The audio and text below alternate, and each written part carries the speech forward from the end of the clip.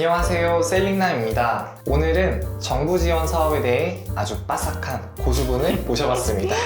안녕하세요, 대표님. 네, 안녕하세요. 대표님 자기소개 한번 부탁드리겠습니다. 네, 저는 푸드테크 스타트업 튜블레스 대표 한채연이라고 합니다.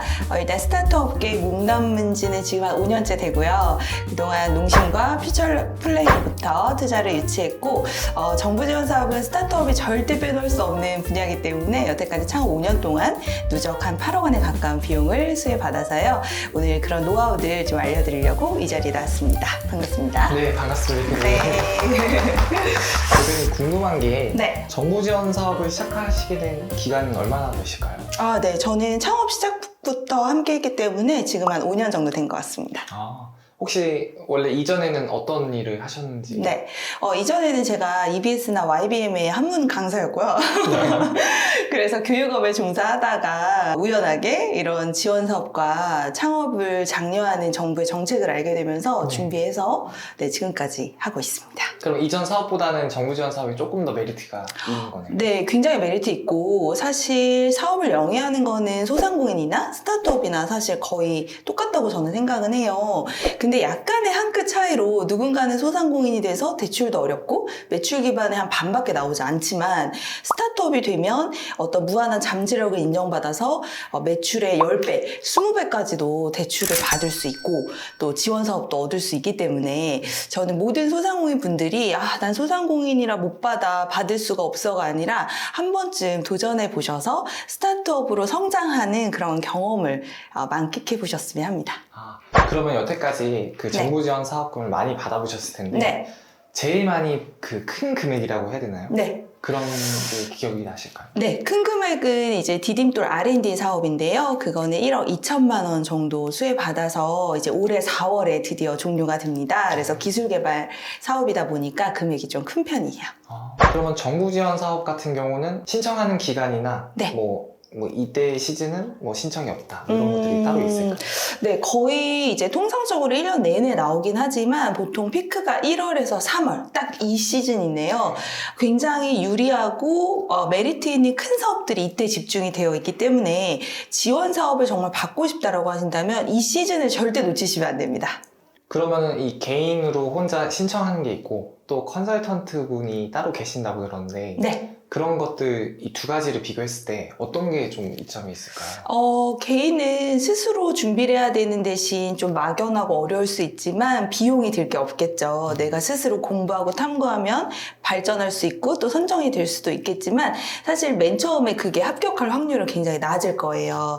반면에 컨설턴트나 어떤 사업 계획서를 써본 분의 어떤 컨설팅을 받는다라고 하면은 아무래도 길라잡이가 되어주시기 때문에 좀 더 가능성이라든지 그 사업의 핏을 맞추는데 유리해서 합격률이 좀 더 높아진다. 대신 돈이 든다.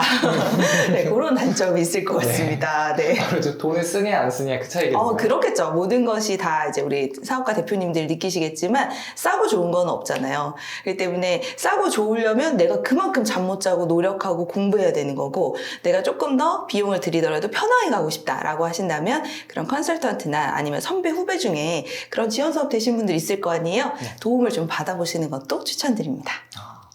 그러면 이제 만약에 제가 예시로 혼자 이제 사업 계획서를 쓴다고 가정했을 때 사업 계획서를 쓰는 꿀팁? 대표님만의 노하우가 있을까요? 저는 이제 하도 제가 너무 많이 요청을 받아서 제가 따로 유튜브를 또 계정을 파가지고 좀 공유를 드릴 예정인데요. 우리 셀링남을 위해서 특별하게 공개를 하자면은 일단 제목이 가장 중요합니다. 어떤 첫인상과 같은 거기 때문에 제목이 매력적이고 4차 산업혁명에 맞는 그런 워딩들이 좀 들어가 있고 신기술과 같은 그런 느낌들을 팍팍 좀 내주셔야 되고요.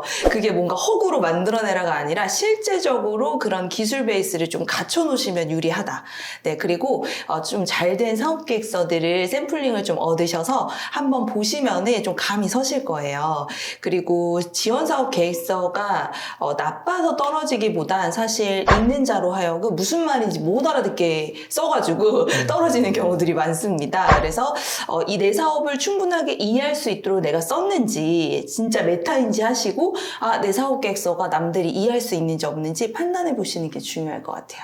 어떻게 보면 후킹 포인트도 제일 중요한 요소이겠네요. 후킹 포인트 그리고 메인 플로우를 잘 설득하는 과정 이게 중요하다라고 보시면 됩니다. 그러면 이 정부 지원 사업을 이제 신청할 때 네. 따로 뭐 신청 조건이 제한되신 분들이 있다고 전 생각이 드는데 네.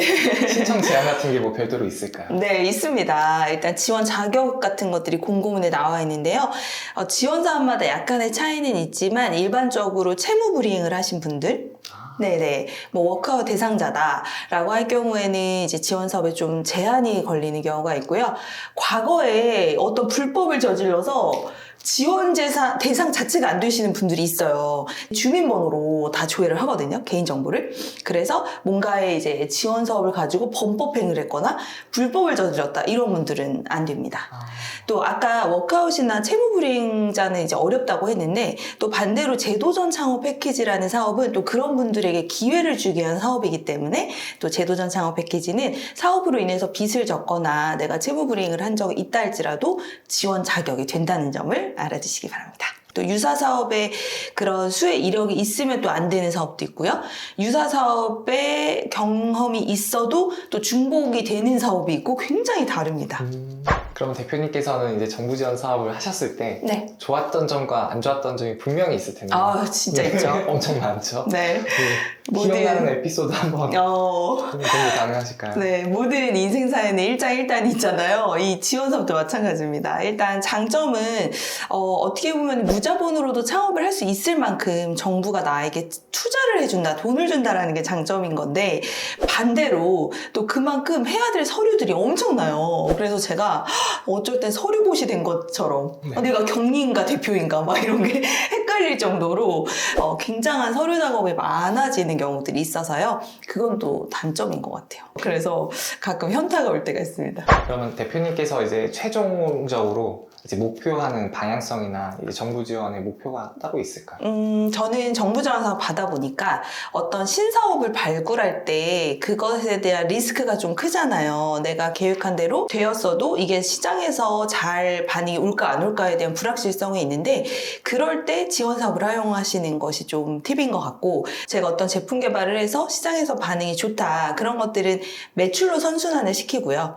이제 새로운 아이템을 발굴해야겠다, 연구해야겠다 할 때는 지원 사업을 활용하고 있습니다. 그리고 이제 요즘에 대표님께서 준비하고 계신 플랫폼 있잖아요.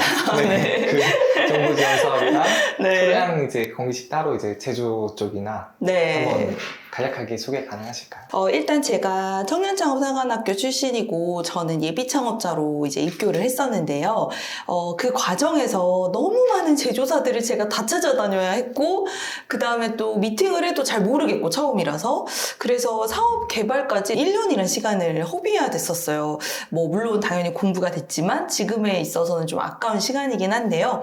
저와 같은 경험을 지닌 사람들이 많을 거라는 생각에서 그런 건강기능식품을 개발할 때 처음부터 끝까지 어느 정도의 그런 컨설팅을 통해서 좀 빨리 바르게 갈 수 있도록 도와드리는 그런 청년 OEM이라는 플랫폼을 빠르게 한번 만들어 봤고요. 그래서 저의 경험담을 녹여서 이렇게 상품화나 이제 사업화를 빠르게 원하시는 분들에게 좀 도움 드리고 지원 사업을 그로 인해서 또 받으실 수 있도록 그런 수치들을 또 잘 만들어가는 것도 중요하거든요. 이제 그런 서비스를 좀 도와드리려고 하고 있습니다.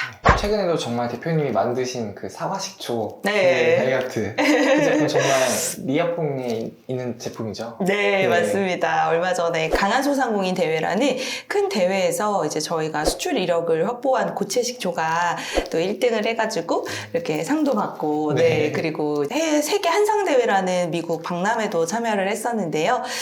그 아이템도 또한 저희가 정부 지원 사업으로 개발을 했던 제품이거든요. 그래서 여러분들도 저처럼 그냥 일반 소상공인에서 이렇게 스타트업 대표로 성장하실 수 있게 만들어주는 게 지원 사업이다. 네, 활용해 보시면 좋겠습니다.